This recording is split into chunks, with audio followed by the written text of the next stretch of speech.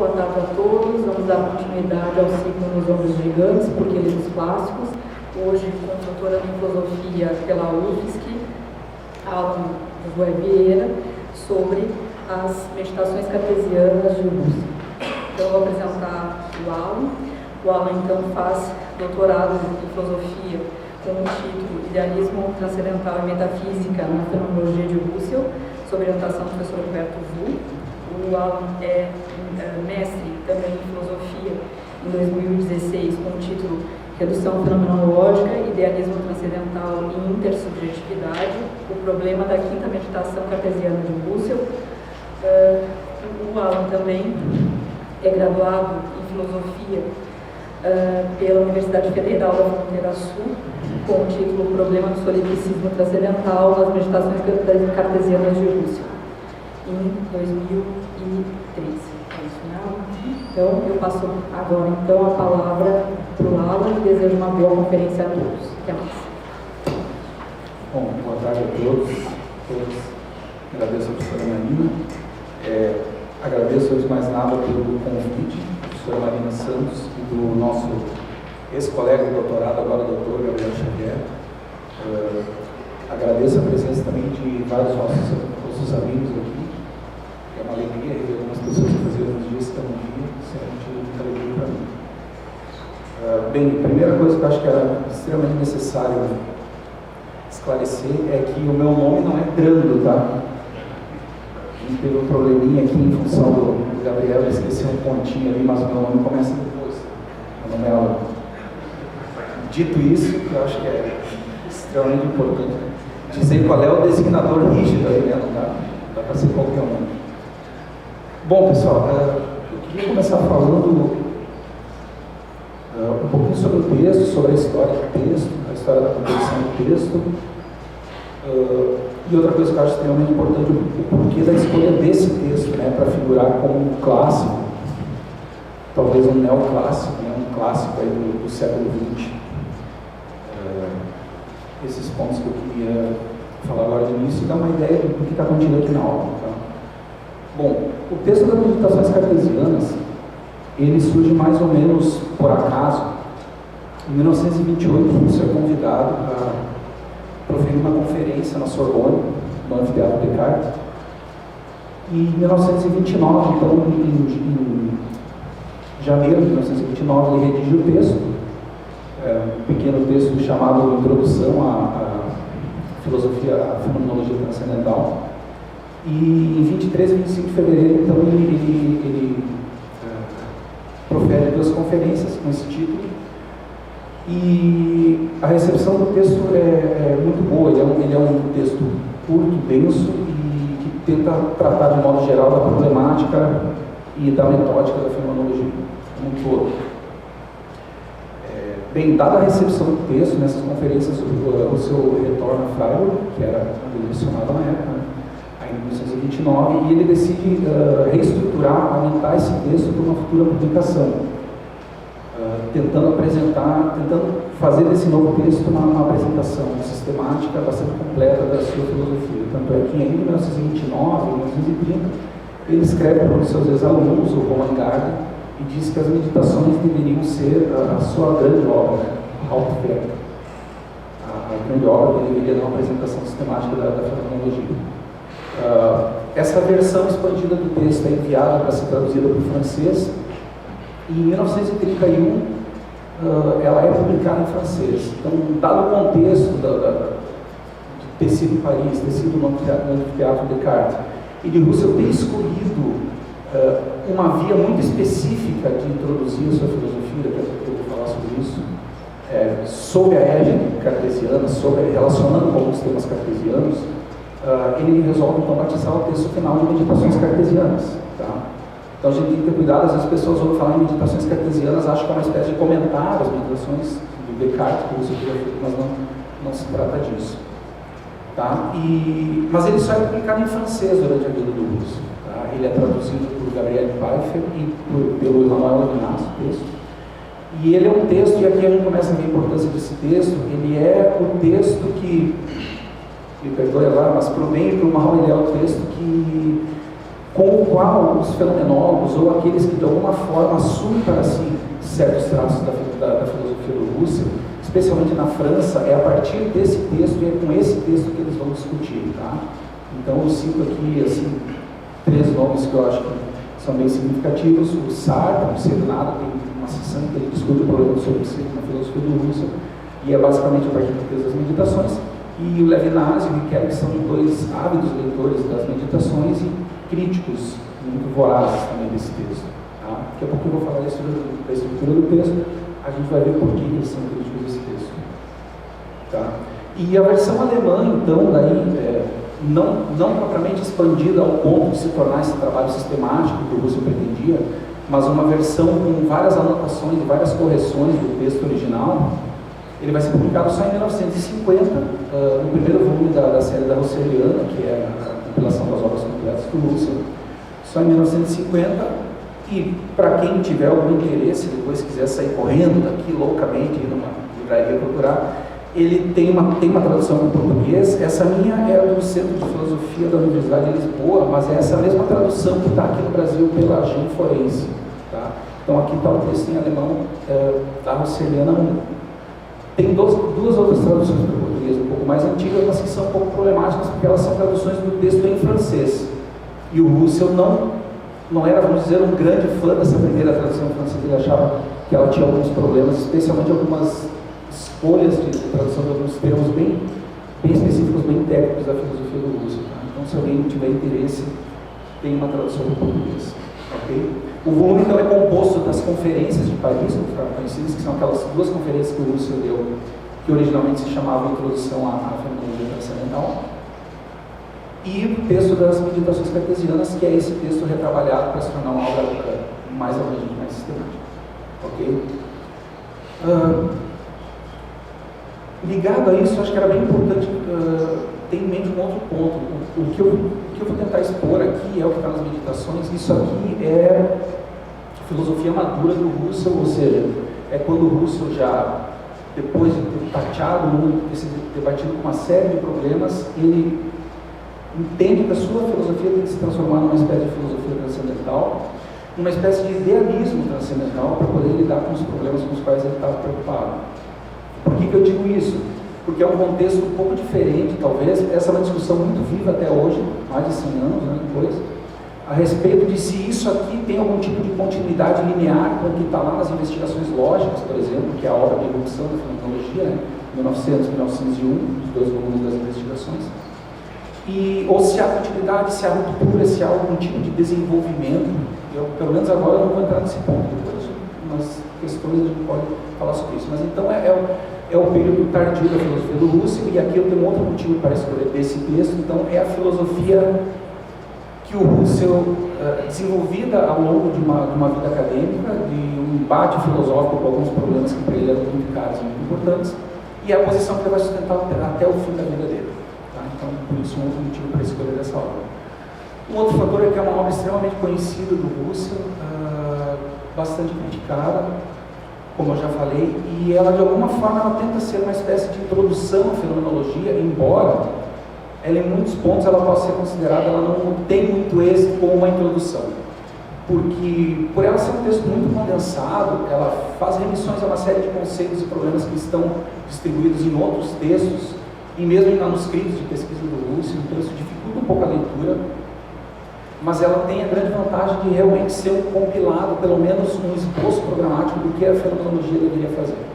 Tá? Então, assim, se pudesse recomendar algum texto para vocês entenderem o projeto do Russell, embora o texto, como eu falei, seja muito denso, em alguns momentos complica um pouco a leitura, mas eu acho que é um bom texto para se iniciar. O texto também acho que menos extenso e menos problemático nesse sentido, por exemplo, as investigações lógicas, que não são a posição final do Russell, um texto talvez um pouco mais acessível do que Ideias para uma Fenomenologia Pura, que é um outro texto clássico, muito conhecido do Russell, que é de 1913.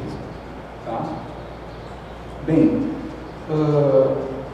o propósito da obra tem sido como uma espécie de introdução, e eu queria só delimitar aqui, estabelecer mais ou menos, esboçar o plano da obra, para depois passar a leitura do texto, para ficar mais fácil para a gente se situar.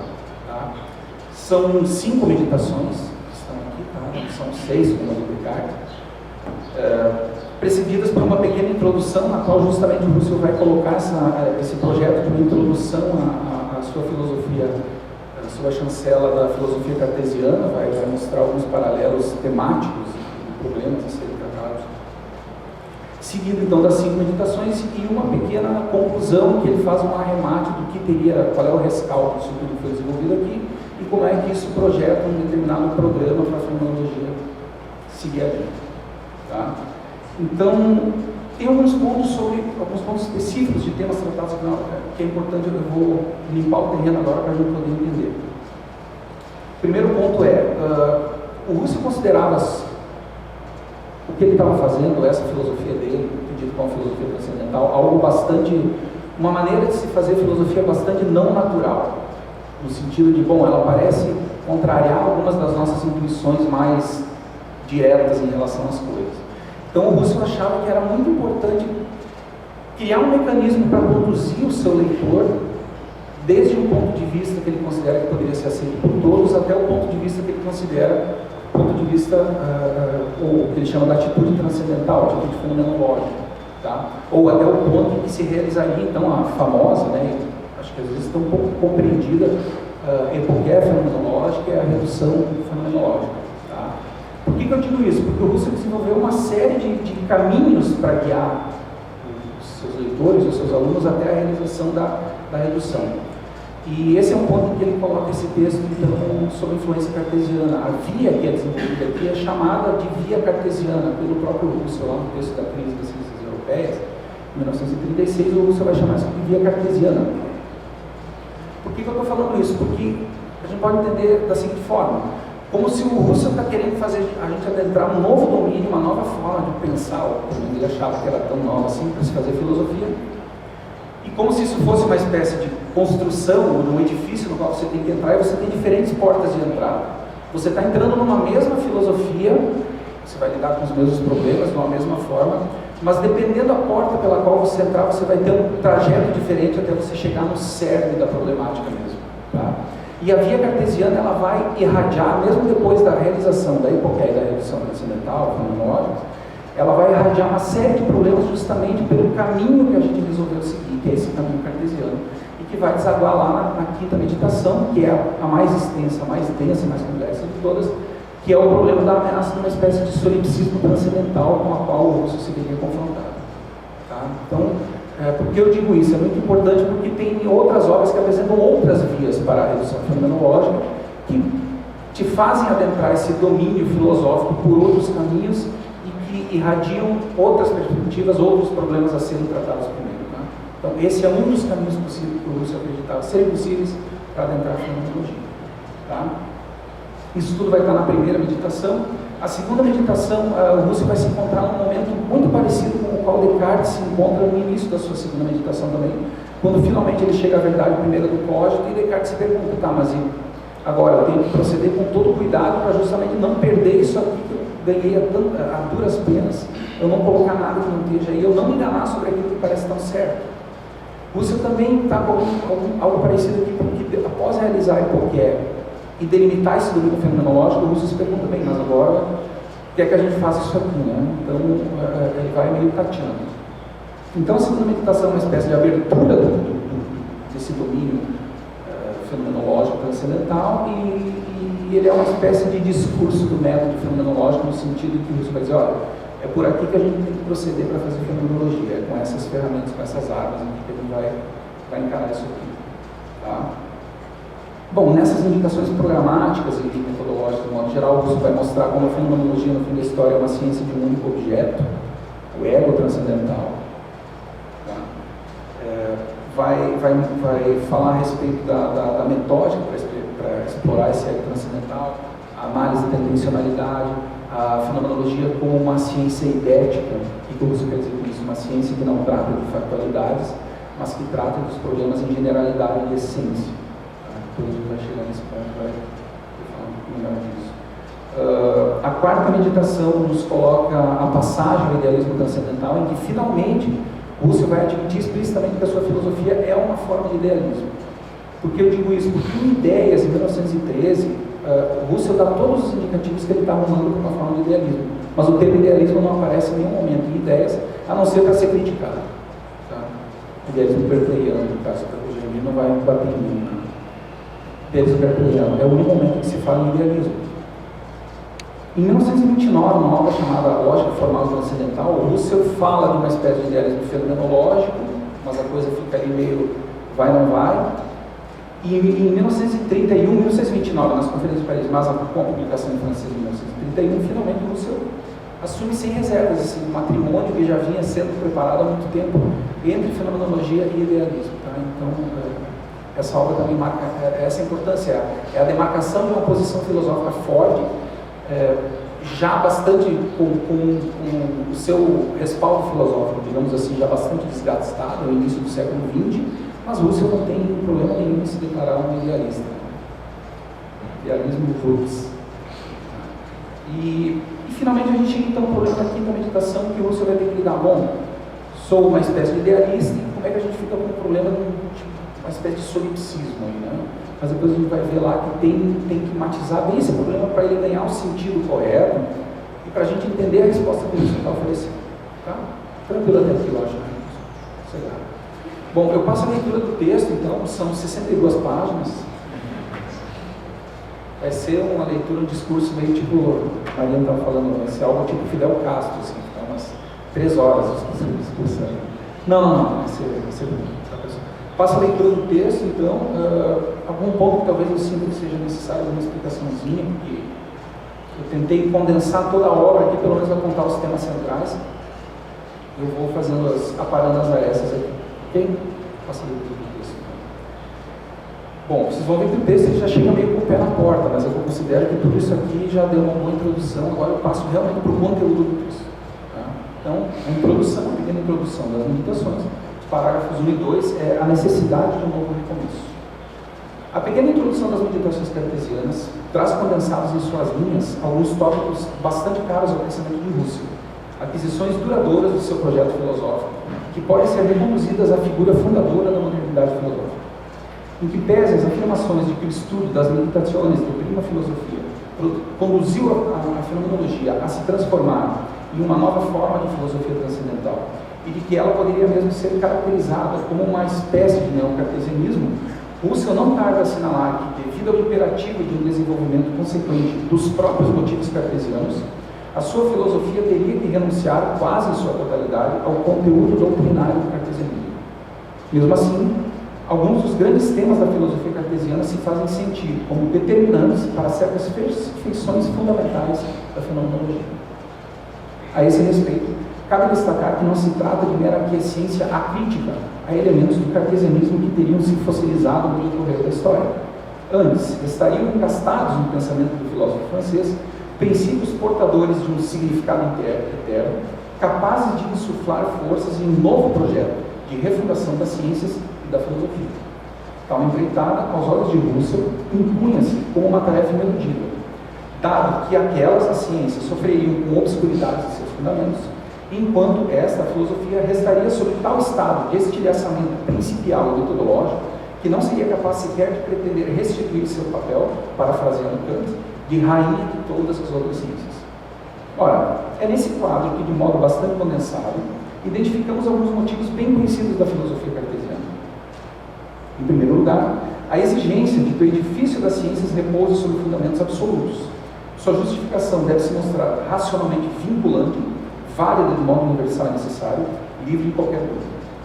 Também a ideia de que as ciências só receberiam seu efetivo valor científico quando integradas sistematicamente na unidade do saber, ou seja, quando subordinadas à crítica epistemológica da filosofia, é mantida como plano diretor. Tais características nos situam já sobre a necessidade de uma refundação das ciências a partir de uma reflexão filosófica fundamental. Dessas exigências, por sua vez, segue-se que a dúvida metódica emerge como a única postura metodológica aceitável, passo realizado pela transposição que a famosa epopeia fenomenológica fará desse princípio cartesiano em termos fenomenologicamente fundados. Por fim, aquilo que seria a grande novidade de Descartes na história da filosofia, resultado da radicalidade com a qual ele teria perseguido o ideal de uma ciência absolutamente fundada, o retorno ao ego filosofante, ao ego das cogitações puras, a maior de todas as descobertas, segundo Russell, cujo sentido próprio, como subjetividade transcendental, teria passado despercebido ao gênio cartesiano. É em conjugação estreita com esses tópicos que Russell compreende que a fenomenologia deve instaurar a si mesma como uma autêntica filosofia do meio, e isso no duplo sentido, como uma ciência fundamental, capaz de oferecer a fundamentação necessária às demais ciências, abrigando-as sob si e lhes assegurando a necessária unidade sistemática. E como uma ciência que, para além de conferir às ciências sua unidade de fundamentação, também seja capaz de dar a si mesma seus próprios fundamentos. Ela deve se constituir, deste modo, como uma ciência absolutamente autorresponsável, palavras de Russell. Uma filosofia que instaure seu próprio ponto de partida, que forneça princípios a si mesma. É preciso, então, meditar cartesianamente, assumir a postura de filósofos que começam radicalmente, tomando como ideia condutora a de uma ciência a fundamentar, numa radical autenticidade e, derradeiramente, a de uma ciência universal. Bem, dada essa introdução, Russell passa então a primeira meditação para tentar empreender esse início, esse novo início absoluto da filosofia, que a gente vai ver que vai oferecer um bocado de problemas aqui para o Russell. Vamos ver como é que ele lida com isso tudo. Primeira meditação, os parágrafos, sessões 3 a 11 das meditações, o caminho até o início absoluto. A primeira meditação é responsável pela introdução daquele que Russell considera como um método fenomenológico fundamental, a saber, a famosa redução fenomenológica. Caberá a ela a delimitação metódica precisa do início absoluto buscado por Russell para a sua filosofia. Não obstante as complicações associadas a essa verdadeira obsessão husserliana a respeito da questão do início da filosofia, veremos que o modo como a redução é apresentada nas meditações, por meio da chamada via cartesiana, não cessará de irradiar seus efeitos ao longo do trabalho de desbravamento do domínio fenomenológico transcendental ao qual ela deve franquear acesso, o que culminará na emergência daquele que é considerado por vários intérpretes como o ponto limite da fenomenologia de Russell, a saber, o problema da intersubjetividade. Por ora, acompanhamos as primeiras etapas desse itinerário husserliano. A híbris filosófica do início absoluto não tarda a projetar dificuldades. A condição de que se avance sobre os auspícios da total ausência de pressupostos conduz àquilo que podemos chamar de uma epoqué científico-filosófica. Todas as nossas convicções, incluindo as das ciências até então válidas para nós, devem agora ter o seu valor suspenso. Ora, e o que resta enquanto ideal científico, dado que nenhuma ciência historicamente constituída pode servir de modelo? A solução incitada por Russell será encontrar um modo de atestação fenomenológica de um ideal de ciência que seja capaz de manter sua validade, a despeito de não podermos dispor de nenhuma ciência instituída como fato histórico. Esta verdadeira fenomenologia das vivências científicas permite a emergência de certos traços norteadores de todo esforço científico.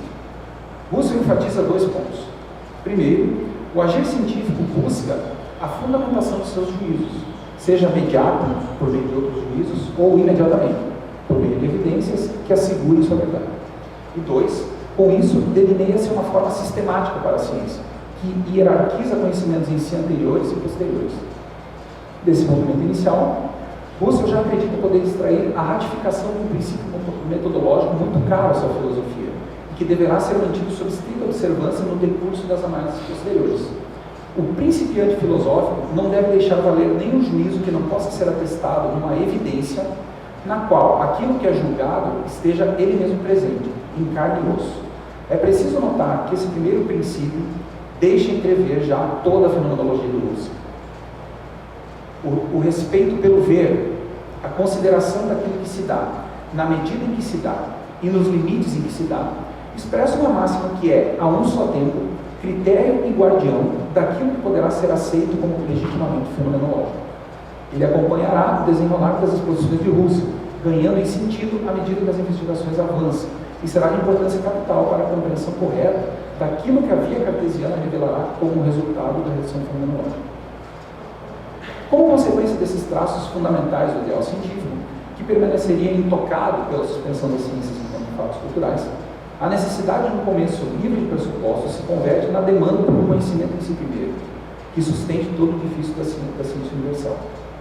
Mas, quando a evidência primeira afundar na nova filosofia, Russell ainda irá subir o valor da aposta, pois ela deverá ser apodítica, isto é, Aquilo que é nela dado deve conter tal teor de ser que sejamos constrangidos à impensabilidade de seu não ser. Ora, até aqui, Russell caminha à sombra do espírito cartesiano, e não demorará para que se mimetize o lance decisivo da primeira das meditações. A evidência da existência de um mundo, esse em que estamos desde sempre inseridos, e com o qual nos ocupamos ininterruptamente em nosso agir, mesmo teorético, o que caracteriza aquilo que Russell nomeia como atitude natural, e que parece estar aí dada sem mais como uma evidência em si primeira, tem seu valor posto sobre o escrutínio de uma feroz crítica epistemológica. No entanto, Russell não precisa aqui de uma hipótese metafísica para conduzir tal crítica. Ele é o seu próprio gênio maligno. Uma análise fenomenológica mostra que a evidência de um mundo sempre aí já dado, como horizonte de toda outra evidência possível, podem-se seguir novas evidências que a infirmam, até o caso limite em que não teríamos mais, a rigor, mundo. Esta não pode ser, portanto, a evidência apolítica requerida para fins de uma fundamentação radical das ciências. Só um parênteses que é muito importante para a gente entender o que vai acontecer com a redução fenomenológica, a gente não pensar que Russell está duvidando da evidência de que a gente tem um mundo aí posto diante de nós. Né? Ele só está dizendo, olha, eu não tenho motivos racionais para duvidar dessa evidência. Agora, para fins de fundamentação dessa ciência radical que eu quero, ela não pode ser. Tá? Logo na sequência isso vai se tornar um pouco mais claro. A redução fenomenológica não é dúvida, tá, pessoal? Ela não é a dúvida cartesiana, ela é outra coisa. A gente vai chegar. A via cartesiana, enfim, culmina na epoquia universal, a suspensão da validade de ser do mundo em sua totalidade, e no subsequente giro copernicano para o ego código, a famosa redução fenomenológica, como aquilo que se revela numa evidência apodítica, capaz de resistir ao mais radical exemplo. O começo absoluto almejado por Russell se concretiza com a indubitabilidade da doação imediata do eu que medita ao modo cartesiano. Ora, teríamos aqui uma mera repetição do método da dúvida hiperbólica de Descartes? Definitivamente não. A epoquia não é uma dúvida lançada contra o estatuto metafísico do mundo, mas a simples suspensão da crença continuamente válida em sua existência. Mas, o resultado da epoquia não é nos colocar perante nada. Aquilo que é revelado pela colocação entre parênteses do mundo é a própria intencionalidade da consciência. O mundo, enquanto visado, a totalidade daquilo que era visado pela consciência antes da epoquia, permanece como correlato das vivências intencionais. Nada é perdido, mas simplesmente tomado como o universo dos fenômenos no sentido da fenomenologia. Ora, é justamente o fato dessa subjetividade trazer em si o seu correlato que a determinará como transcendental. Esse estatuto concedido ao ego se vincula a certas consequências que Russell extrai desse movimento metodológico inicial, e que podem parecer surpreendentes e extemporâneas, se não mesmo delirantes. Primeiro, ao caracterizar o mundo enquanto fenômeno reduzido, Russell afirma que, em última instância, é ele que torna possível o que tem, para mim, sentido e validade enquanto ser verdadeiro. Embora possa parecer que se trata não somente do fenômeno como um meio de acesso ao mundo em si, para além dos fenômenos, não, o discurso russeliano logo faz soar em notas cuja tonalidade não deixa de prenunciar o idealismo esposado por Russell publicamente desde as famosas ideias, 1913. O mundo não seria mais como correlato intencional que retira do ego, em sua totalidade, o seu sentido e a sua validade de ser.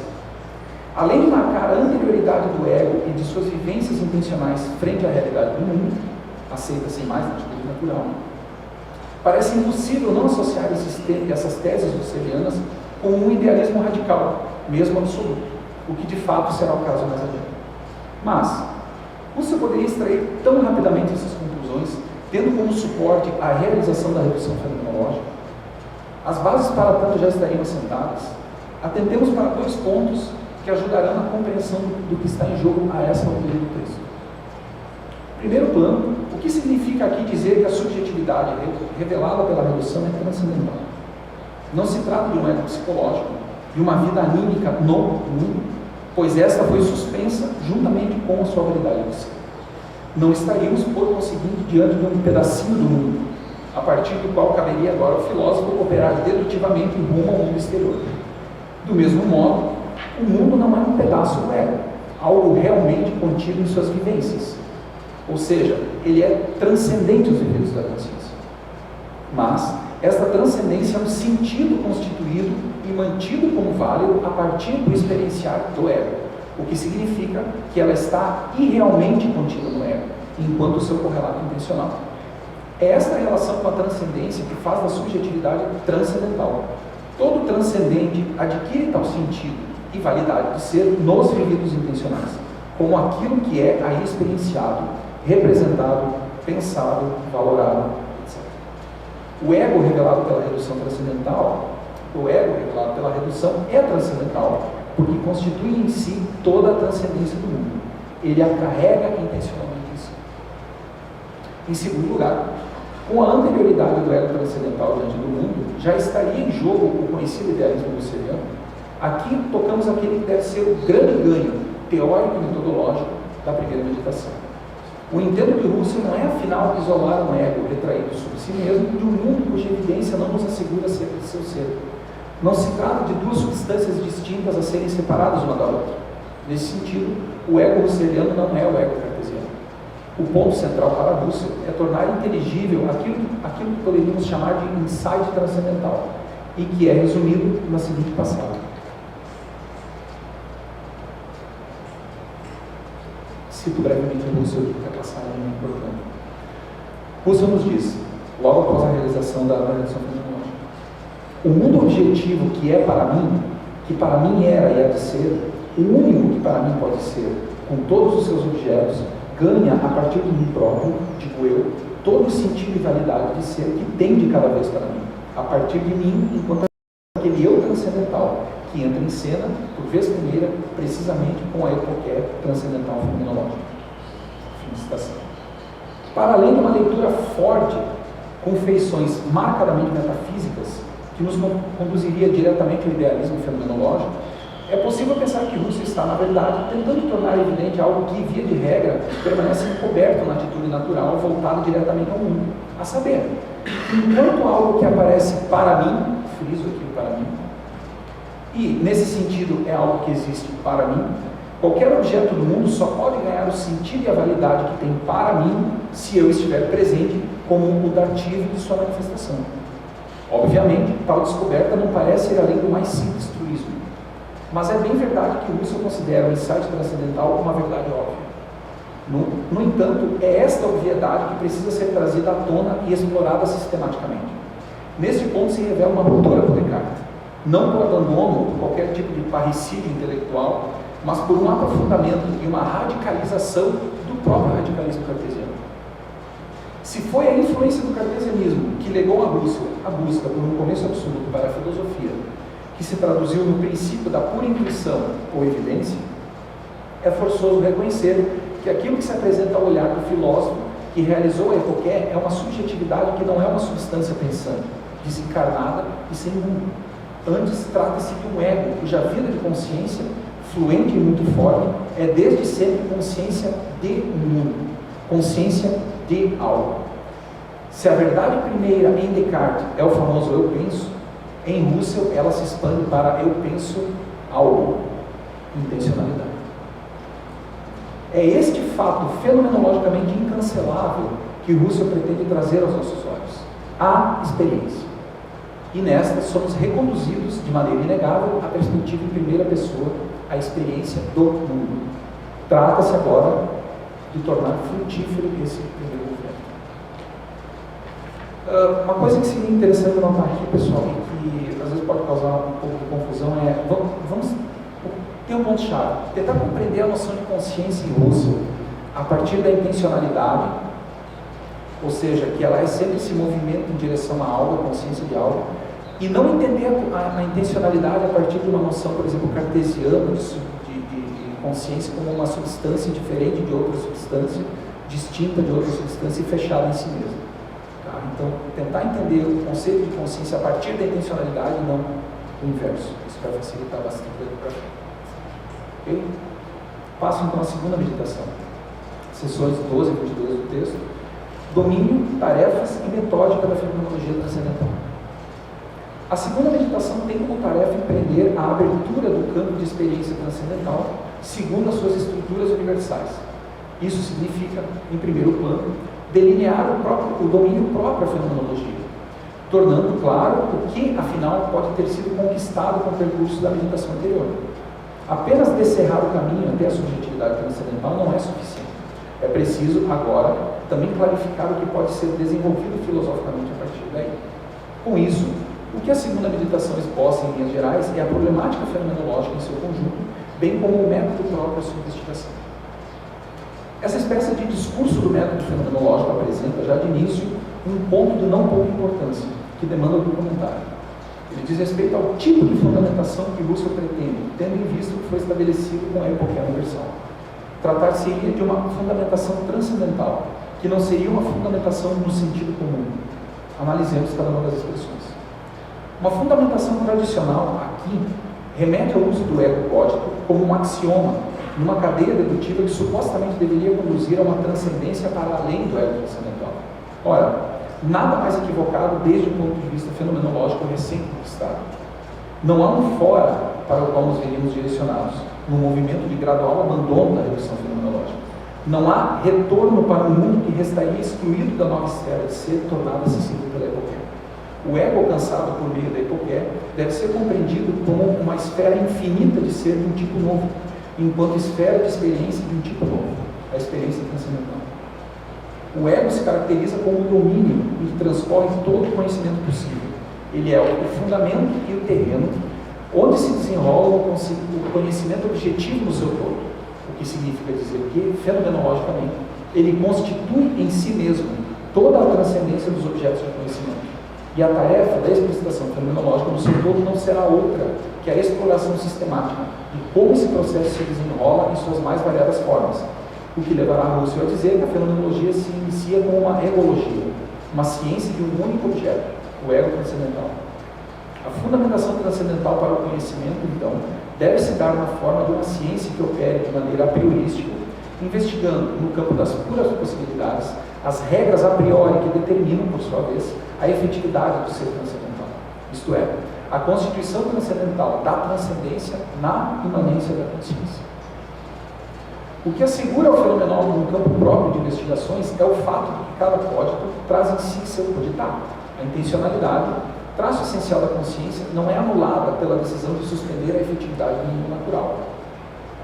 É possível dirigir a atenção para as vivências e descrever o que aí se dá. E isso numa dupla orientação, voltada para a correlação noético-noemática. A experiência transcendental resultante da postura metódica da redução nada mais é do que o simples olhar para a vivência intencional transcendentalmente reduzida, descrevendo-a, mas sem consumar concomitantemente a posição de ser inerente à vivência que se torna objeto.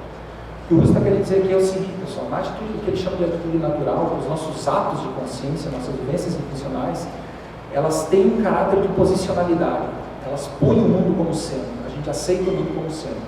O que ele chama de experiência transcendental é uma forma de reflexão. Eu olho para o vivido, por exemplo, eu agora reflito sobre o fato de que eu estou percebendo uma garrafa. Sempre o exemplo nessas situações, né? A maldita garrafa d'água. Mas eu vejo uma garrafa, isso é inegável. Eu reflito sobre isso, mas eu não realizo de modo concomitante essa posição de ser que é inerente à vivência original. Depois a gente vai ver por que isso. Porque o Russell acha que essa posição de ser que está implícita na atitude natural, ela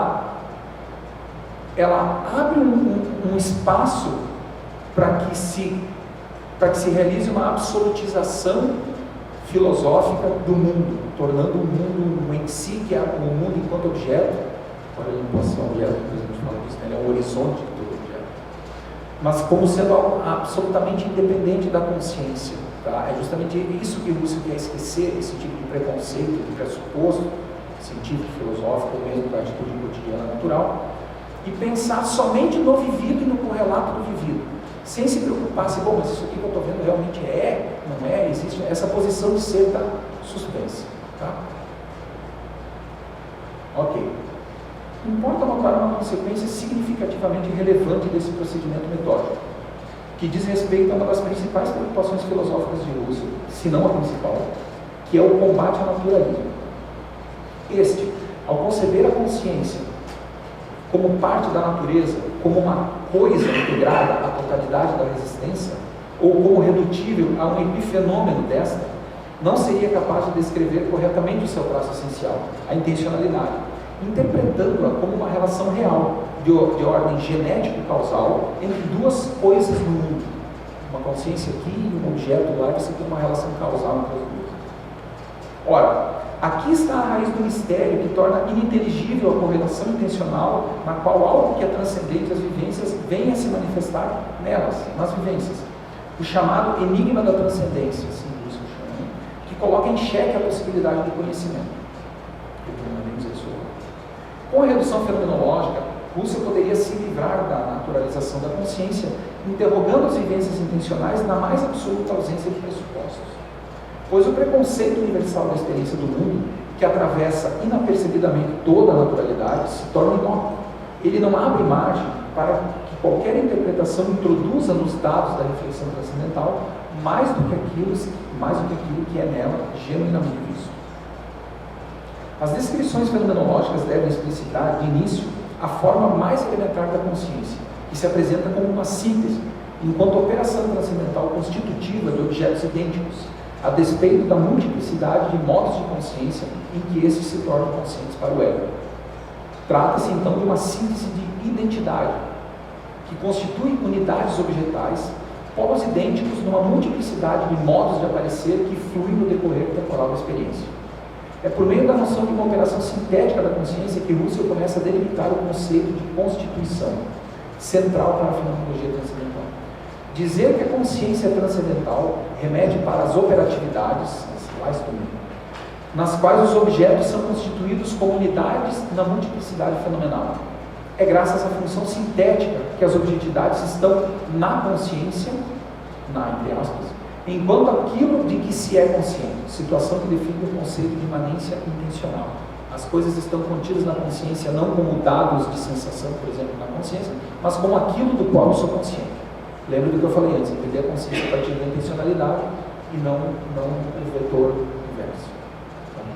É interessante perceber como a ideia de síntese, que será central para a determinação mais precisa que Russell oferecerá do conceito de constituição, marca um primeiro passo decisivo para a absorção de todo o em si dos objetos na consciência. Pois não há algo que se insira de fora dos vividos ao modo de uma substância estranha que agiria causalmente sobre o ego. O objeto em si não será mais que um puro X que funciona como um suporte da multiplicidade noemática variável. Caminhamos lentamente rumo ao famoso idealismo possível. O trabalho descritivo com isso deve dar conta da noção-chave de horizonte intencional. Todo código atual, correlativamente ao seu cogitado, não se esgota no momento de sua atualidade, mas remete a uma gama de modos de consciência potenciais. Ou seja, cada fenômeno remete a priori a um horizonte pré-delineado de modos de aparição diferentes de um mesmo objeto. A análise intencional, deste modo, deve desdobrar as potencialidades implicadas em cada atualidade dada, explicitando o sentido objetivo daquilo que se constitui noematicamente.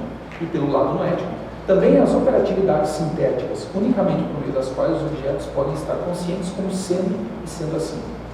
O objeto intencional, então, será um fio condutor transcendental, a partir do qual as análises podem se dar nos mais variados aspectos, partindo da generalidade mais ampla possível, a da estrutura código, cogitatum, cogitatum, passando pelos tipos particulares noético-noemáticos, intencionalidades como percepção, recordação, significação, até as particularizações em que se abandona a generalidade vazia do objeto intencional enquanto tal, que podem ser ontológico-formais, modos de qualquer coisa em geral, ou ontológico-materiais, ligadas ao conceito de indivíduo real e às suas regiões reais. As análises intencionais, por conseguinte, se subdividem em várias teorias transcendentais, concernentes à constituição transcendental dos objetos relativos a uma forma, categoria ou a uma região ontológica. A explicitação sistemática da típica estrutural que perpassa essa constituição é a tarefa da teoria transcendental. Mas ainda outro passo é otorgado às análises intencionais como sua incumbência. Dado que os tipos constitutivos de objetos não representam nenhum caos sem nenhuma relação interna, é possível antever a existência de uma síntese constitutiva universal, oniabrangente, em cujas interconexões as diferentes regiões ontológicas se ligam uma à outra. A pretensão de que a fenomenologia possa se constituir como uma ciência universal vai ganhando contornos mais nítidos. Trata-se de uma filosofia transcendental destinada a investigar a universalidade da vida constitutiva de todas as objetividades de consciência possíveis. Obviamente, está em causa uma ideia reguladora infinita, a do sistema de todos os objetos possíveis, que deve operar como um princípio de unidade de todas as teorias constitutivas entre si. Com isso, aponta-se para uma tarefa colossal, que é a da fenomenologia transcendental no seu todo. Então, resumindo tudo isso, o que o Russell está querendo dizer aqui é que toda objetividade possível de qualquer região ontológica possível, e inclusive as articulações que são formais ontológicas, são reconduzidas por uma constituição do ego transcendental por meio de uma série de sínteses. E se alguém aqui lembra lá na primeira versão da Crítica da Razão Pura e está pensando lá nas 3 sínteses do Kant, sim, Russell vai dizer que aquilo já é fenomenologia. É mais ou menos a esse tipo de síntese que ele está remetendo. A síntese de uma multiplicidade variável de fenômenos que eu posso ter e que nessa síntese me dá objetos idênticos. Tá? Tudo isso sendo reconduzido a consciência. Então você vê que o ego vai ficando um egão, né? Ele cada vez vai aumentando e tem mais coisa para fazer aí. Vejam como a ciência de um objeto é a ciência de todos os objetos, no fim das contas. É isso que o Russell está querendo dizer. Né? Por isso que eu falei antes, olha, a coisa pode começar a parecer meio delirante, assim, de uma altura do caminho de uma. Tá? Sigamos adiante, a terceira apresentação.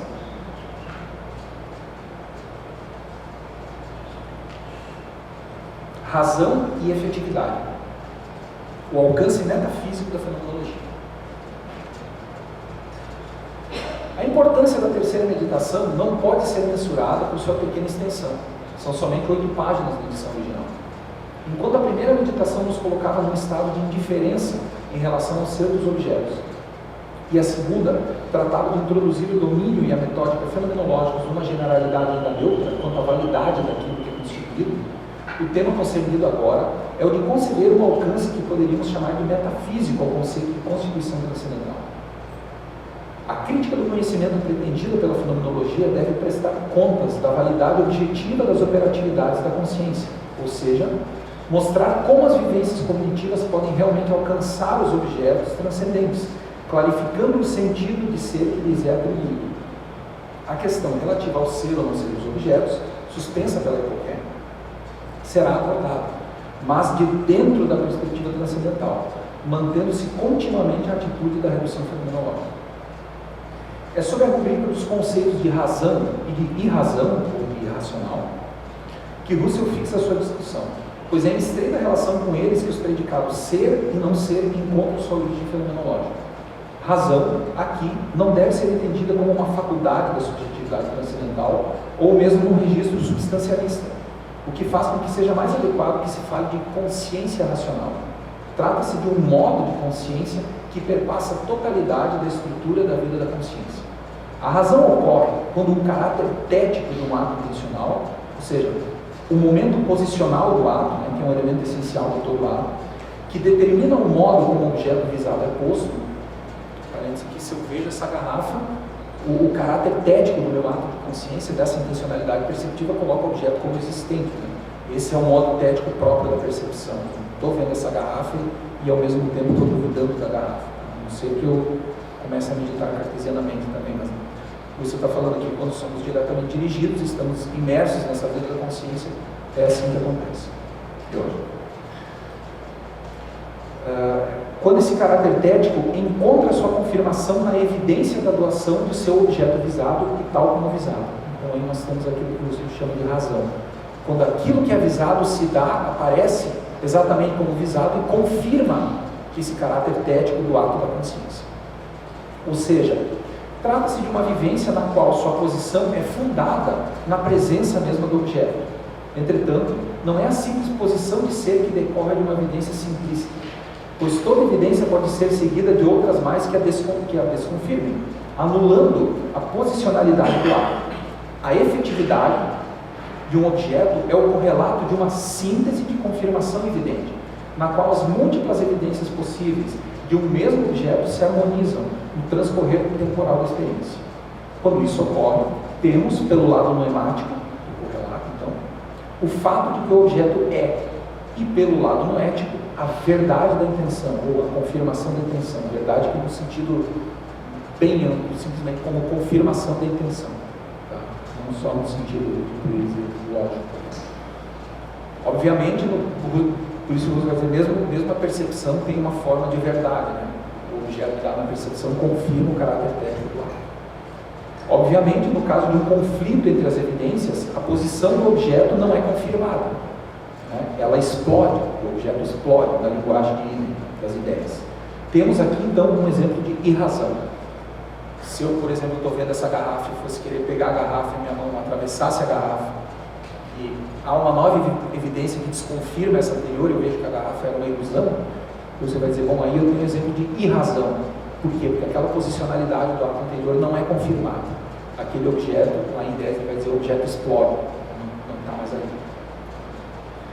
Com a investigação da validade de ser adscrita aos objetos da consciência, Husserl estabelece a pedra angular para sua total absorção na subjetividade transcendental. Não somente o ser assim, Zosein, mas também o ser, Sein, das objetividades visadas é fruto de uma operatividade sintética constitutiva da consciência.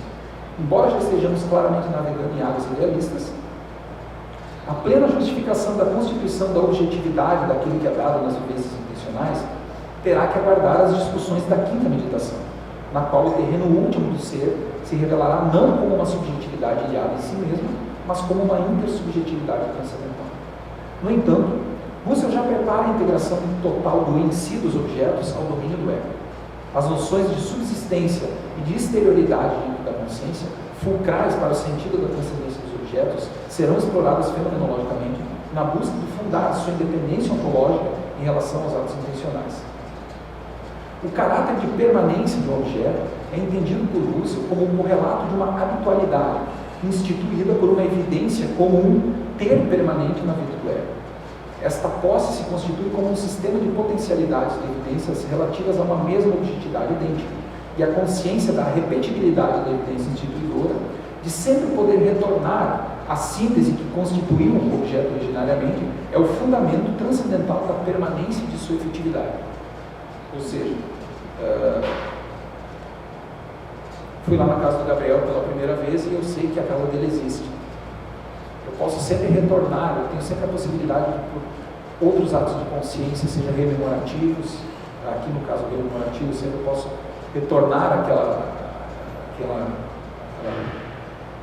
mesma bela residência, aconchegante residência, que é a casa do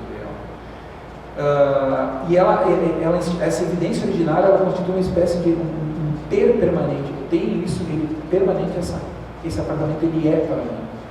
E o que é esse ser permanente? É o correlato dessas possibilidades de eu sempre poder retornar a ele. Claro, eu posso voltar lá e perceber, né, desde que o Gabriel me receba lá, mas eu posso ficar lembrando também, eu sei que aquilo existe, a não ser que o Gabriel chegue para mim e diga, explodiram meu apartamento, não sei o que houve.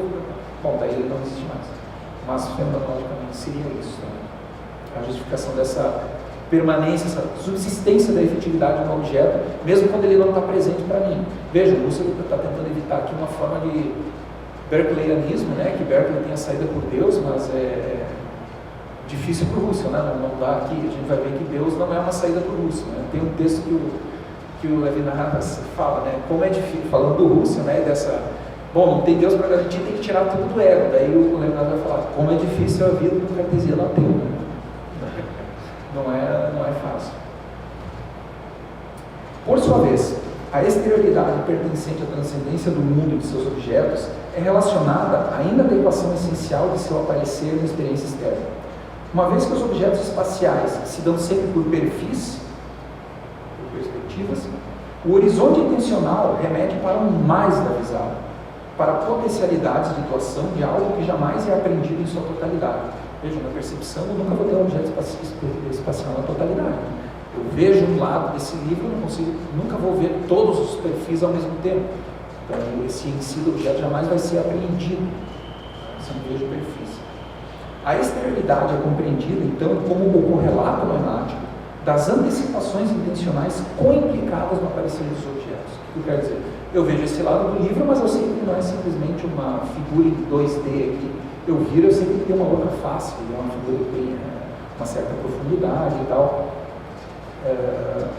E ao mesmo tempo que eu estou vendo esse lado, eu estou co-intencionando os outros perfis possíveis. E é por isso que ele tem o sentido que tem para mim, que ele não tem o sentido de ser uma mera chapa em duas dimensões. Tá? Mas isso é só co-intencionamento. intencionado, eu não estou realmente vendo o outro lado do livro. Tá? Então, essa possibilidade de sempre ir além daquilo que está dado, esse a mais da visada que está presente para Husserl, o fim do caráter, fenomenologicamente o caráter da transcendência do objeto em relação ao ato intencional. Importa notar, em que pese as explicitações que Husserl oferece como compreensão fenomenológica do em si de qualquer objeto do mundo, e no escopo mais amplo do próprio mundo, a transcendência própria a este é sempre algo relativo à constituição transcendental. Em última instância, o em si será sempre um em si para mim, que se converterá, enfim, no para nós, quando Husserl tratar do problema da subjetividade. Como resultado, Husserl não deixa de extrair considerações programáticas, às quais não falta ambição, pois se trata de clarificar as potencialidades intencionais, capazes de oferecer evidências que confirmem a posição de ser subjacente a cada ato intencional em modos de consciência racional. Uma vez que a correlatividade constitutiva vale para qualquer tipo de objeto, as ontologias formais e materiais fornecem índices de sistemas de evidências a serem explorados, pois se trata de uma tarefa de alcance universal, a tarefa da constituição transcendental, no pleno sentido do termo, da objetividade que é, tanto em relação às típicas particularidades de cada região ontológica, como a sua interconexão no sistema universal, no mundo, uma totalidade que permanece como uma ideia kantiana. Fenomenologicamente, nunca vou ter essa totalidade possível esgotar. Bem, quarta meditação. As sessões 30 a 41 do texto, a autoconstituição do ego e idealismo transcendental. Isso vai arrumar as suas conclusões mais adultas. Uma vez tendo abordado o tema da polarização da multiplicidade noemática em torno do objeto idêntico, é chegado o momento de Husserl falar de outra polarização, agora pelo aspecto subjetivo, ou seja, a identidade do próprio ego. A quarta meditação, em sua maior parte, ocupa-se da questão da autoconstituição do ego, que afinal será uma constituição de alcance universal, pois a subjetividade é o domínio no qual decorre a totalidade da constituição transcendental. Além disso, Husserl também introduzirá um método da redução eidética, que forma, ao lado da redução transcendental, a metódica fundamental da fenomenologia. Ao final, a quarta meditação concluirá a dinâmica de um crescendo que já vinha se insinuando ao longo das meditações anteriores em direção à proclamação inequívoca da fenomenologia como um idealismo transcendental. Fenomenologia é idealismo, idealismo é fenomenologia. Identidade das duas coisas. A identidade do ego, por contraposição ao fluxo dos vividos, marca o início de uma determinação mais precisa da real natureza da subjetividade transcendental. Nem uma substância ao modo de Descartes, nem uma estrutura formal como o eu transcendental do Kant. O ego que se torna acessível pela redução fenomenológica será a unidade de uma vida, dotada de um estilo e de uma concreção que a tornam inseparável do mundo que é nela constituído. Husserl delimita três estágios muito precisos que estabelecem o enriquecimento da noção de subjetividade. Em primeiro lugar, o ego é o polo de identidade da multiplicidade de vividos intencionais, constituídos no fluxo ininterrupto da consciência do tempo imanente. Mas essa identidade não deve ser pensada somente aos modos do eu penso kantiano, que tem que poder acompanhar todas as minhas representações. Ela também diz respeito ao reconhecimento das cogitações enquanto atividade. O ego é o eu idêntico que vive em cada um de seus vividos. O eu, nesse sentido, é descerrado primariamente em relação a tal caráter essencialmente ativo da vida da consciência. A nova etapa da compreensão plena do ego é a constatação de que não se trata simplesmente de um polo vazio de atos intencionais, mas sim de um substrato de habitualidades, de instituições originárias que permanecem como propriedades duradouras e que estão constantemente funcionando como um plano de fundo na forma de implicações intencionais, a partir do qual o ego tem e vem a ter o mundo, no processo constitutivo. Por fim, o ego, em sua plena concreção, tomado em sua vida e com a totalidade das objetividades aí constituídas, será designado por Husserl por meio do termo leibniziano mônada. A subjetividade revelada pela redução fenomenológica não é um eu sem mundo, desenraizado e desencarnado. Nada é subtraído a se realizar a época fenomenológica. O eu concreto tem um mundo, é essencialmente relacionado a ele enquanto um mundo estruturado na forma de certa familiaridade, como o horizonte sempre presente em todo fenômeno. O mundo, nesse sentido, é a habitualidade mais firme e universal do ego. Por isso, Russell pode afirmar que a fenomenologia da autoconstituição do ego é, ao fim, idêntica à fenomenologia em geral. A imersão de toda objetividade na imanência da subjetividade avança com ritmo irreversível. A tese do idealismo transcendental, que colocará todo mundo como dependente da constituição intencional, concretizará explicitamente a orientação. No entanto, antes de extrair suas conclusões mais agudas, Russell ainda precisa corrigir um não tão pequeno silêncio a respeito de questões de método. Apesar de falar seguidamente sobre leis essenciais e leis a priori, Russell só explicita o que essas expressões devem significar ao apresentar o segundo elemento essencial da metódica fenomenológica, a redução eidética. É ela que confere à fenomenologia o seu caráter científico, impedindo-a de se transformar em um amontoado de descrições da factualidade de um ego pessoal. O ego e suas vivências particulares servem somente como um ponto de partida para variações eidéticas, imaginativas, no domínio da pura possibilidade, que devem fornecer puras possibilidades de um ego transcendental em geral. Assim, as análises fenomenológicas possuem uma generalidade de essência, o que significa que qualquer fato constitutivo deve ser pensado como um caso particular de uma pura possibilidade, delimitada por necessidades essenciais. As análises de essência são, portanto, o desvendamento de um ego transcendental em geral, por meio da exploração desse conceito de a priori, que, segundo Russell, nunca havia sido devidamente delimitado antes da fenomenologia.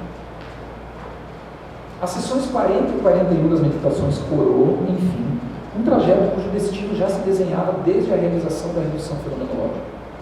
A reorientação de todo objeto possível para o domínio transcendental ganhará um alcance filosófico decididamente maior, pois o idealismo, que parecia insistentemente rondar o discurso russeliano, será assumido sem nenhuma reserva.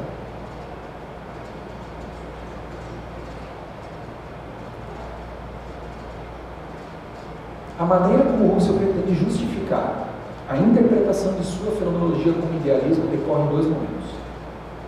Primeiro, o filósofo extrai a conclusão de que a determinação da problemática fenomenológica como aquela relativa à constituição de todo objeto possível acaba por indicar a fenomenologia como uma teoria transcendental do conhecimento, de pleno direito, e seria sob essa forma que ela deveria se realizar enquanto filosofia do meio.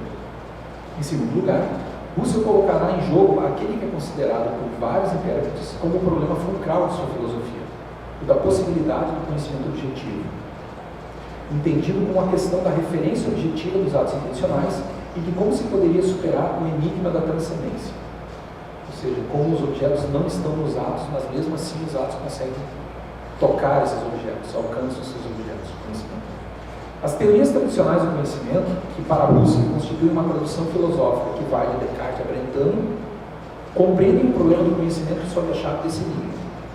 Embora haja vislumbres da questão transcendental, pois há o reconhecimento de que a subjetividade alcança evidências no domínio de suas representações e que toda verdade e justificação decorrem na imanência da consciência, a questão candente é de saber como esse jogo meramente subjetivo pode alcançar validade objetiva. Como a consciência poderia sair de si mesma e alcançar objetos que não estão nela, são-lhe transcendentes? Ora, a questão se torna aparentemente insolúvel, porque é adscrita, em última instância, a uma subjetividade psicológica, já dada no mundo, o que afinal caracterizaria aquilo que Russell chama de psicologismo transcendental. Isso decorre de um contrassenso presente na própria formulação do problema. Ao questionar como a consciência poderia sair de si mesma e alcançar o mundo exterior, já estaria pressuposto que ela é apreendida como subjetividade no mundo. Consequentemente, a validade do mundo, que deveria emergir somente como resposta, já se insere na própria formulação do problema. Isso nada mais é do que o resultado de um realismo transcendental fundo, um preconceito que não pode ser aceito em um questionamento radical pela possibilidade do conhecimento objetivo. O que temos então é o que Russell chama em outros textos de círculo epistemológico, a pressuposição daquilo que aparece como problemático, o que acaba distorcendo o sentido da pergunta. A solução de Russell passa por uma ressignificação da questão. Somente aquele que realizou a redução fenomenológica estaria em posição para levantar questões transcendentais acerca do conhecimento, uma vez que todo ser se constitui no ego, Uma teoria do conhecimento consequentemente desenvolvida deveria se dar na forma de um esclarecimento das operatividades cognitivas, isto é, da intencionalidade constituinte. A teoria do conhecimento, então, deve ser fenomenológica transcendental. Somente ela poderia desvendar como, em que tipo de sínteses intencionais, os objetos se constituem em seu sentido e seu ser. Dado que, de acordo com Russell, cito Russell, não tem sentido querer captar o universo do ser verdadeiro como qualquer coisa que está fora do universo da consciência possível, do conhecimento possível, da evidência possível, a desde muito aguardada identificação da fenomenologia com o idealismo transcendental é finalmente celebrada em alto e bom som. O idealismo transcendental posto em cena por Russell é mais radical que o kantiano, pois todo em si é absorvido num para mim. Para além da consciência, não há nada. Parece que se está, afinal, diante do ponto mais aguçado de uma filosofia que se pretende uma epistemologia sem ontologia. O imperativo de uma filosofia primeira, que funde a si mesma na mais absoluta ausência de pressupostos, o que descarta a priori qualquer possibilidade de um ponto de apoio que lhe seja exterior, parece nos conduzir a essa conclusão.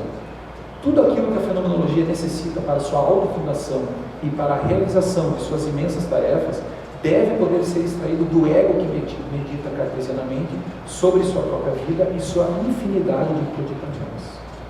Alcançamos aqui o ponto máximo da odisseia egológica husserliana? Decididamente não. Ainda falta tocar no tema que, afinal, tornou o texto das meditações tão caro e severamente criticado pela tradição fenomenológica posterior. Se a transcendência dos objetos deve se exaurir na descrição dos eventos intencionais e de seus conteúdos, o que dizer do estatuto do alter ego? O conceito de constituição não ameaça obliterar, senão mesmo esfacelar a transcendência que lhe é de direito? Seria preciso, então, declarar um armistício com o realismo transcendental, admitindo ao menos um ser em si, inalcançável pelas descrições fenomenológicas, causando assim um descompasso entre método e metafísica de fundo.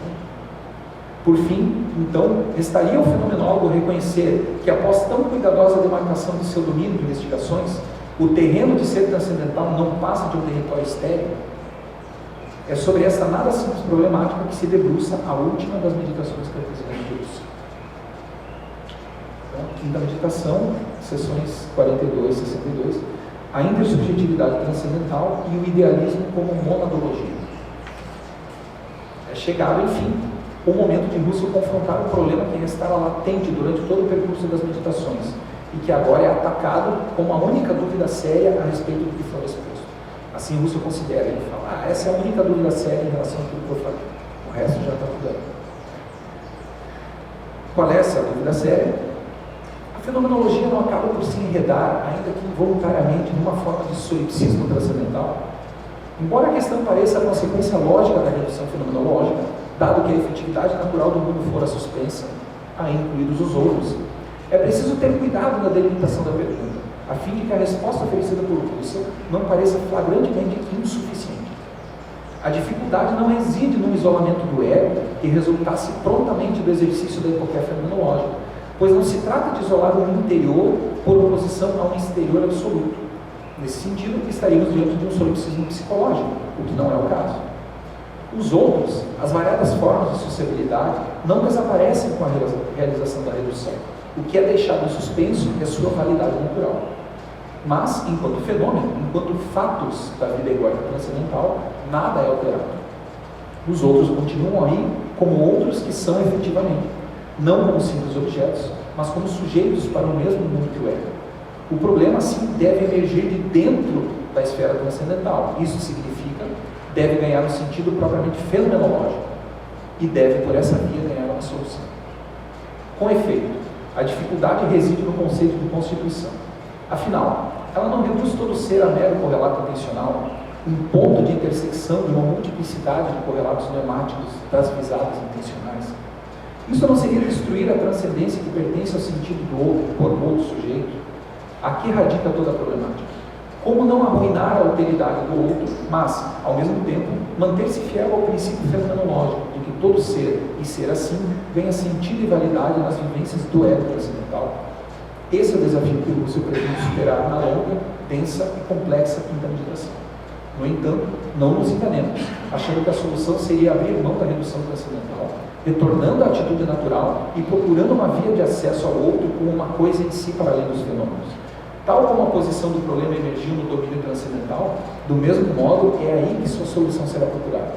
Russell, afinal, não é Descartes. Não se trata de uma filosofia que seja mantida por dois polos, um epistemológico, o código, responsável pela ordem do conhecer, outro ontológico, Deus, suporte absoluto da ordem do ser. A filosofia de Russell, tal como ele a quer, deve ser fundamento de si mesmo, para o bem e para o mal.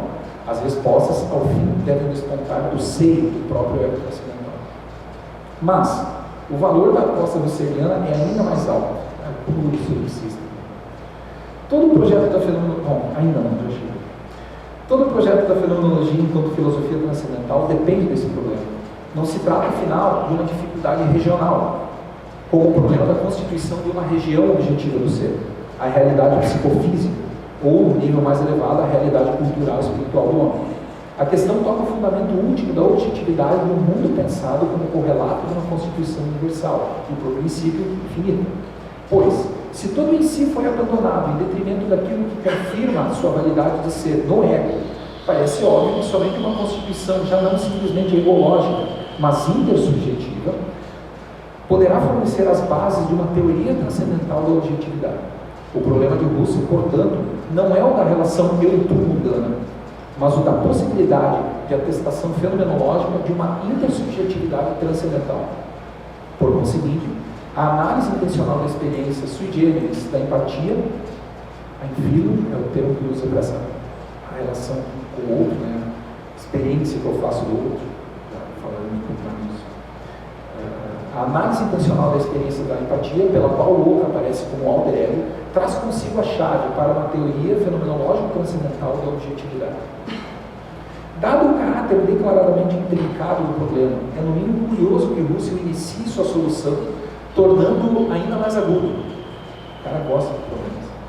Após anunciar que o modo ontico-noemático de aparecer do outro, tal como o outro aparece para mim, deve nos servir como guia transcendental para solucionar esse problema, Russell, a título de deixar de lado tudo aquilo que se apresenta agora como problemático, realiza uma segunda redução, uma legítima redução dentro da redução. Trata-se de uma epoqué temática no interior da esfera transcendental, que deve riscar, anular a validade de tudo que dependa, direta ou indiretamente, da efetividade de outros sujeitos. Assim, tanto o outro do face a face, como os valores espirituais e os predicados culturais em sua totalidade, são suspensos. Neste movimento, a redução fenomenológica é levada ao seu limite. O que resta é um ego, cujo solipsismo é meticulosa e metodicamente determinado. A esta segunda redução, Russell chama de redução à esfera do próprio, redução à esfera de propriedade, enfim, aquilo que é mais próprio ao ego, a Eigenheitsesfera. Um mundo que se resume àquilo que poderia ser constituído originalmente pelo próprio ego isolado. A abstração de todas as operatividades constitutivas relacionadas ao outro deixa como resíduo um mundo de meros corpos físicos. Corpo. Eu preferi manter os termos em alemão aqui porque a tradução desses dois termos, corpo e Leib, corpo como corpo físico e Leib como corpo vivo, carne, isso aqui é uma cruz. Cada um traduz de um jeito, mas a diferença básica eu vou tratar aqui, mas prefiro manter os termos no original, não é aquela coisa de ficar deixando o termo no original para aparecer, olha como eu sei ler o original. Aqui é necessário. Então, um mundo de meros objetos físicos, corpo, designado como mundo primordial. Mas, entre esses corpos, um se destaca por sua unicidade, o corpo próprio, que não é simples corpo, entre outros no espaço, mas é também Leib, corpo vivido pelo ego, o único em que imediatamente põe ou dispõe, e em que particularmente governa em cada um de seus órgãos. Ele é o centro de orientação de toda a experiência possível. É um aqui irredutível em relação ao qual todo outro ponto no espaço aparece na forma de uma linha. Esse mundo retido após a redução à propriedade, isso é importante frisar, que não é um antes temporal relativamente ao mundo objetivo, que o Russell está dizendo, eu não tenho a primeira experiência desse mundo só de coisas físicas para depois ter um mundo em sua plenitude de sentido. Tá? É um outro tipo de anterioridade. Tá? esse mundo então que não antecede o mundo objetivo num caráter cronológico, que a gente poderia dizer, mas lhe precede na ordem da constituição, ou seja, da fundação de validade. Russell está querendo dizer, a constituição do mundo se dá em vários estratos de sentido. Então eu tenho no primeiro estrato um mundo meramente físico, sobre isso um mundo psicofísico, sobre isso o terceiro nível, o mais pleno de sentido, um mundo cultural, espiritual. Não sei se isso aqui parece meio ficção científica, mas depois a gente pode falar com o diretor do filme e explicar um pouco melhor essa coisa. Tá? Então, esse mundo, ele é uma transcendência imanente, mas não uma transcendência em sentido próprio, pois essa será uma camada de sentido que deverá se sobrepor àquela no momento em que e se a operatividade constitutiva da empatia recuperar sua validade. Tá? Então é isso, você se viu diante do problema e pensou, bom, vou jogar todas as minhas fichas aqui, o problema é solipsismo, então vamos ficar solipsista mesmo e vou ver o que acontece aí. E é daí que vai ser a solução. Vou mostrar como é que faz. Bora, vamos lá, vamos ver se você vai cumprir. A intencionalidade na qual o outro aparece como sendo e sendo assim, e como o outro que é, deve repousar sobre certa mediatez da experiência, mas ainda assim se fala de experiência, pois não é um substituto para o outro, um signo seu ou ainda uma duplicação do eu que se manifesta. É o outro em carne e osso que está presente. É sob a rubrica de certa apercepção analógica que Russell colocará o modo de aparecer do outro. A semelhança entre um corpo no mundo primordial, um mero corpo físico, que aparece então como o semelhante, ele está dado na forma de um ali, semelhante com o corpo próprio do ego, dado ininterruptamente na forma de um aqui, leva a uma transferência de sentido, um emparelhamento na linguagem do Russell, na qual o sentido do corpo próprio, vivido em primeira pessoa como laico, é adscrito ao corpo ali, que ganhará o sentido, também ele, de laico, que deixa de ser mero corpo, passa a ser laico, passa a ser carne. Constitui-se, portanto, um alter ego. Ou, como diz Russell, na minha mônada constitui-se apresentativamente uma outra. O alter ego é constituído como sujeito para o mesmo mundo que o ego. Seu mundo primordial se sobrepõe ao do ego, rompendo assim a clausura solipsista instaurada por Russell e tornando compressível a constituição de um mundo comum objetivo. Se desenvolve, obviamente, em muitos outros níveis que aquele da simples natureza física. No entanto, essa constituição implicada na empatia sempre indicia um a mais de sentido, algo que por princípio não pode e jamais poderia vir a se dar numa experiência direta, a saber, a vida da consciência alheia, pois então já não teríamos alteridade, mas somente um único fluxo de vividos. É essa inacessibilidade absoluta do outro que impedirá que ele se reduza a um correlato noemático como qualquer objeto. Ela funda, então, essa inacessibilidade, funda o caráter de ser do alheio, ou o caráter de ser do alheio que é. A despeito da pouca atenção dedicada aos níveis mais altos e complexos da constituição do mundo comum, que, em sua estratificação noemática constitutiva, constitui-se a partir do fundamento da experiência do outro, iterável ao infinito, conduzindo à constituição de uma natureza comum, correlato da oniabrangente intersubjetividade transcendental, até a constituição de mundos circundantes culturais, cuja objetividade é mais restrita, Russell acredita poder afirmar que, pela primeira vez, vem à tona o sentido legítimo de seu idealismo transcendental fenomenológico, a saber, como uma monadologia. Graças à explicitação intencional da experiência daquilo que é alheio, a subjetividade revelada na epopeia passa a compreender melhor a si mesmo, pois aquilo que está dado como conteúdo constitutivo na experiência transcendental não se resume ao que lhe é essencial e próprio, mas já pressupõe uma constituição intersubjetiva. O mundo já é, desde sempre, um mundo saturado da presença do outro. A redução fenomenológica se revela, então, como sendo intersubjetiva desde o início, pois o seu desenvolvimento consequente e radical conduz, afinal, não a um ego com polo formal vazio, mas à intersubjetividade transcendental. Bom, chegamos então à conclusão, os dois últimos parágrafos das meditações, em que o Russell vai tentar fazer um fechamento de tudo isso aqui e indicar como é que isso tudo pode ser instrumentalizado, qual é o programa da fenomenologia em função disso. Especialmente no seu papel de ciência fundante, né, que é da onde a coisa toda partiu lá na primeira meditação. Então, conclusão, a fenomenologia como uma ciência universal. As duas pequenas sessões finais das meditações possuem objetivos bem distintos. parágrafo 63 retoma algo que já havia sido aludido na segunda meditação, a saber, a divisão da fenomenologia transcendental em dois grandes estágios. O primeiro é aquele que se move às indicações metodológicas das meditações anteriores, numa espécie de ingenuidade que deve simplesmente descrever o conteúdo da experiência transcendental em seus aspectos noético e noemático. Esse estágio deixa de lado questões espinhosas, como, por exemplo, a do alcance da politicidade da evidência do ego código. Esse tipo de problema deve, então, ser tratado no segundo nível, o de uma crítica do conhecimento fenomenológico transcendental, que teria em vista, uma linguagem que faz eco a Kant, a determinação não só da extensão e dos limites, como também dos modos da politicidade.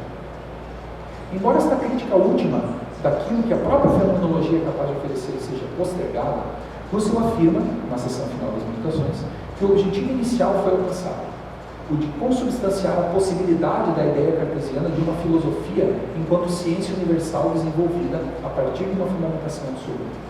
A comprovação dessa possibilidade se daria, enquanto esboço programático, pelo estabelecimento de um começo necessário e indubitável e de um método do mesmo modo necessário. Ora, que a demanda de uma ciência universal seja oferecida uma resposta aparentemente bastante aberta é algo que não deve causar espanto, dado o modo como Russell compreende a tarefa da fenomenologia. A realização do ideal da filosofia como ciência universal, repousando sobre fundamentos úteis, seria a instauração de um verdadeiro início na forma de uma filosofia científica. Nada mais é aqui, a princípio, exigido. Mas, tampouco esse passo inicial se mostrou uma responsabilidade que demanda pouco esforço do filósofo que se dispõe a meditar cartesianamente.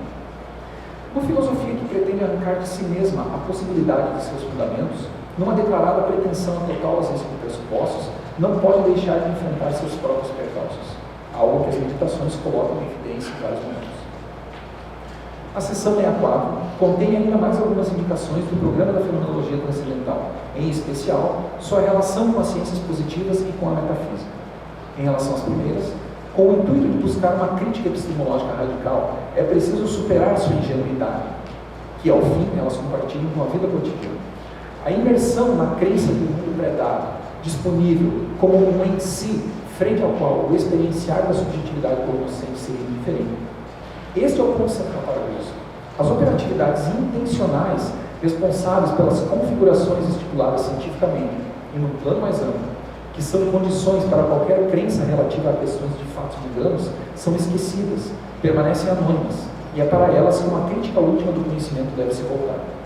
É preciso explicitar os horizontes intencionais, apreender o alcance das evidências próprias a cada domínio científico e, correlativamente, o sentido de ser de seus objetos e de suas formações teóricas. A ideia de uma investigação a priori é recorrente nas páginas finais das meditações.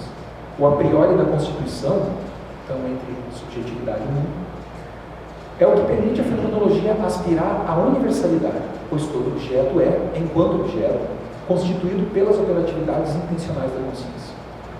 O desdobramento do a priori constitutivo, inerente à intersubjetividade transcendental, resultaria num verdadeiro logos universal de todo ser concebível, e a fenomenologia se tornaria uma ontologia concreta universal, ou ainda, uma doutrina da ciência universal concreta, uma lógica do ser.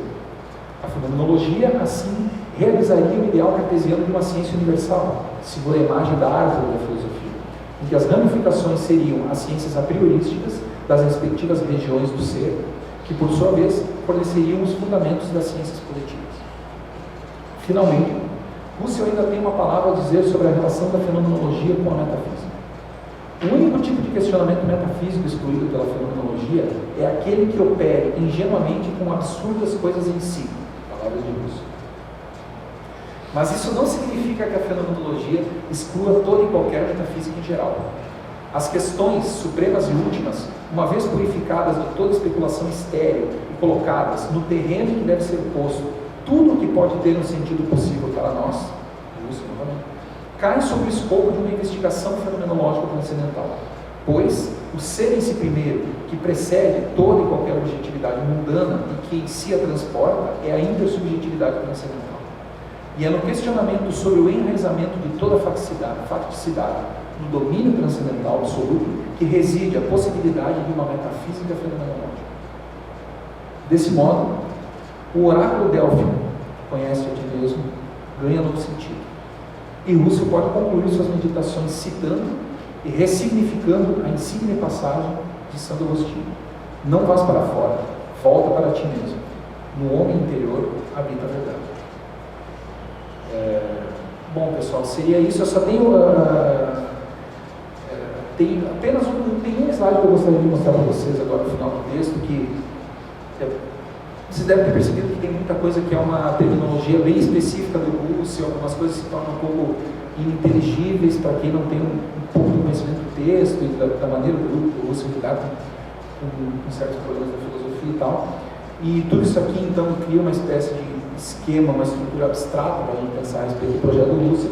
Mas eu, incrivelmente, assim, eu consegui encontrar eu não vou dizer que é a criação minha, porque eu encontrei um modelo na internet para isso, de um slide que ele transforma tudo isso que o Russell falou, assim, ele nos dá uma representação pictórica disso. E eu acho que depois disso, vocês vão sair com uma ideia muito clara de tudo que aconteceu nessas quase 20 páginas. Se prepare. Tá, eu vou dizer, foi meio plástico, vocês vão perceber.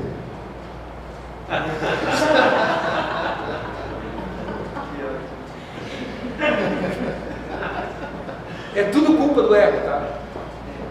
É isso. Bom, pessoal, obrigado. Então, agradeço a paciência de vocês até agora. Obrigado. Espero que tenha sido claro.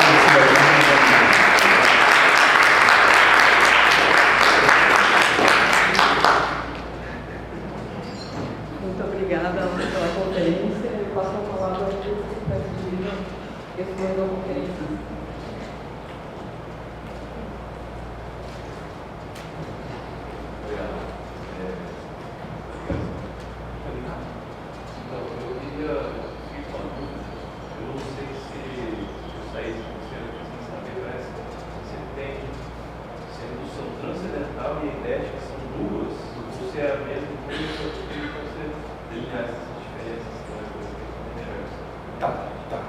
Boa pergunta, não, obrigado.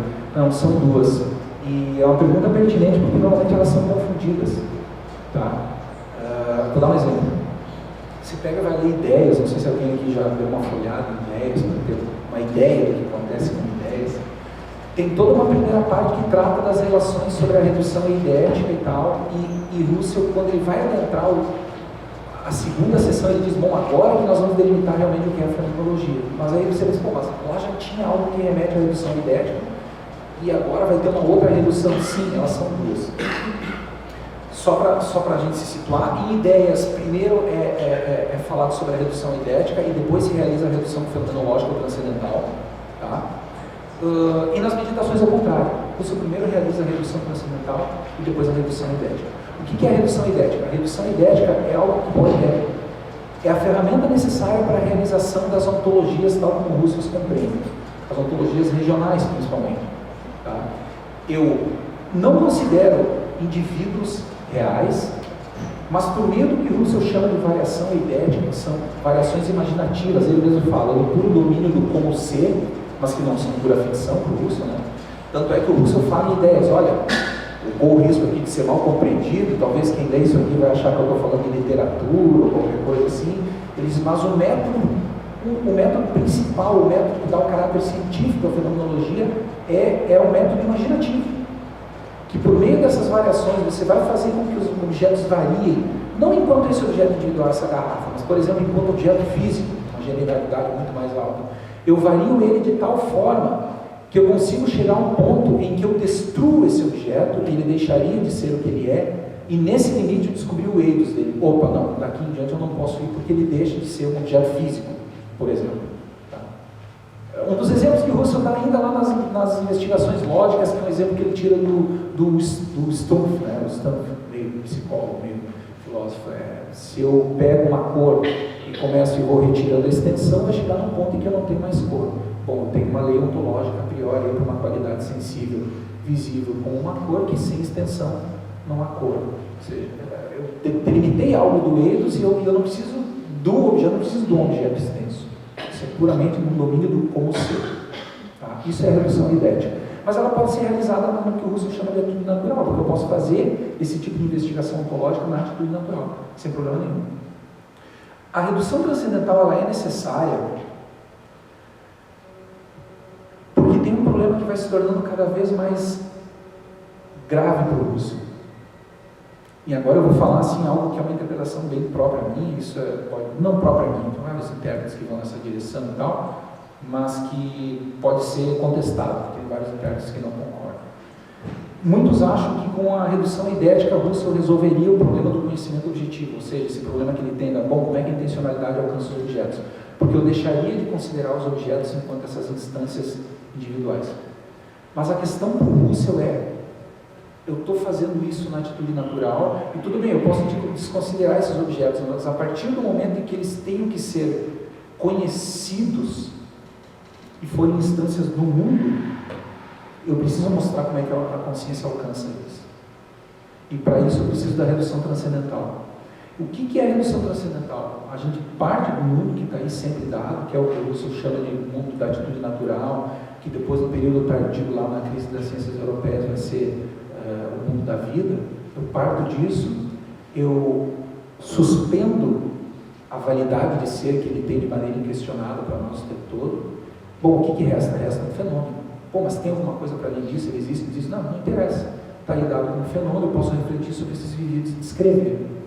Agora, a questão é que para o Russell ele não tem mais saída dessa redução transcendental. Porque para o Russell é aí que tem que se resolver o problema do conhecimento. Não é num ponto de vista exterior, e essa é uma das críticas que o Russell faz ao... Bom, a gente tem que entender que o Russell está discutindo com teorias do conhecimento muito tradicionais. Herdeiros de Descartes, Locke, Jung, Brentano. Mas isso se torna um problema candente para o Russell por causa da intencionalidade, né? Consciência de alguma coisa, mas como é que alcança esse objeto?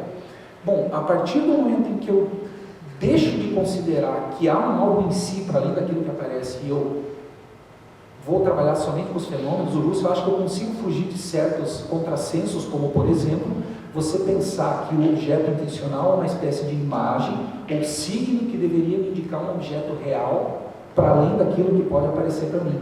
Porque o Russell vai dizer, não, isso é um absurdo porque eu teria que ter um ponto de vista externo para poder postular essa teoria em primeiro lugar, né? Dizer, eu tenho aqui uma representação, eu tenho aqui um objeto e o problema é saber como ele se... Esse é um problema.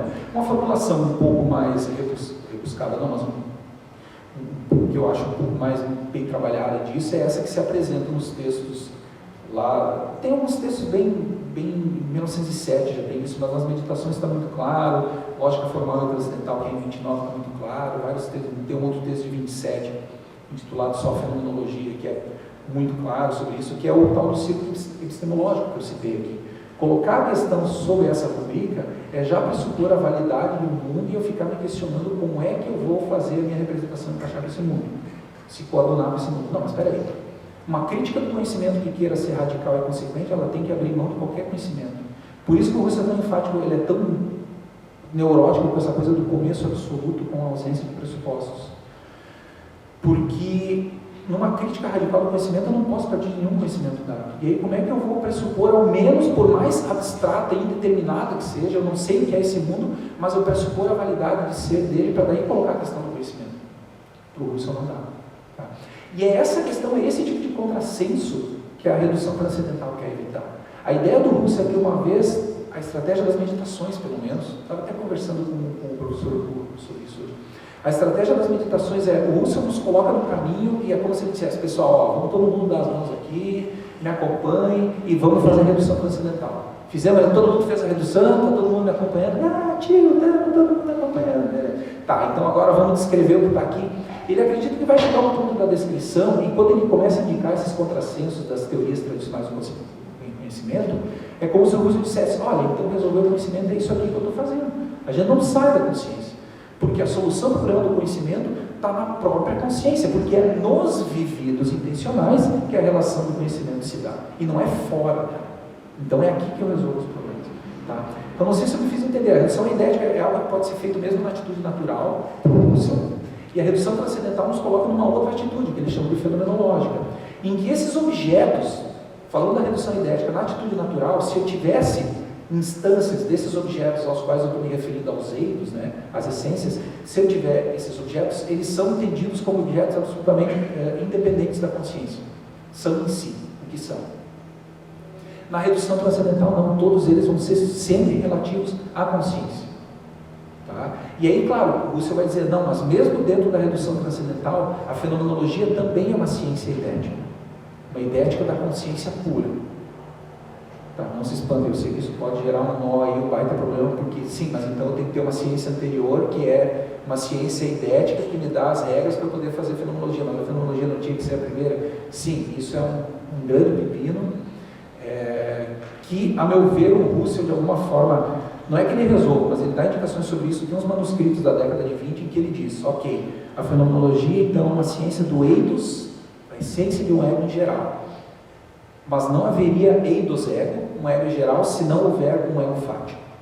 O que isso quer dizer? Não sei, não me pergunte, eu já me peguei pensando muito sobre esse problema, como é que isso se daria, porque essa é uma das discussões assim ferrenhas entre muitos intérpretes. Mas o que é anterior? Né? A fenomenologia quer ser anterior, mas parece que para explorar o domínio da consciência pura, ela depende de um certo modelo ontológico dado por um eidos de uma região, que é a região da consciência. Qual ciência? Que é a primeira. Né? Na primeira edição das investigações, parece muito claro que a fenomenologia tem uma borda dela, não fenomenológica, que é uma ontologia formal, pelo menos, que vai ajudar a entender as estruturas mais gerais da consciência, porque o vivido para o Husserl pode se tornar um objeto como qualquer outro, então está sujeito a uma ontologia formal que vai tratar do objeto geral, qual seja ele. Né? Agora, na segunda edição você já tem, porque na segunda edição, que é 1913, você já passou pelo Giro Transcendental do Husserl, tem vários pequenos trechos que o Husserl modificou, que você começa a ver que quando ele fala, essas leis a priori das quais eu estou falando, por exemplo, da meriologia, das relações de todos e partes, são válidos para qualquer conteúdo e para qualquer objeto. Simplícito, parece. Né? Na segunda edição ele já vai dizer, essas regras formais são válidas para qualquer objeto ter consciência possível. Então parece que você já vê que ele já está tentando ajeitar o texto para fazer ele concordar com o novo ponto de vista que ele adquiriu, que é o ponto de vista do idealista. Ajudou? Mais alguma questão? Não? Então, nós estamos por encerrar então, a conferência de hoje e até a semana que vem sobre as investigações filosóficas do professor Janine Safra. Muito obrigada pela presença de todos e até semana que vem.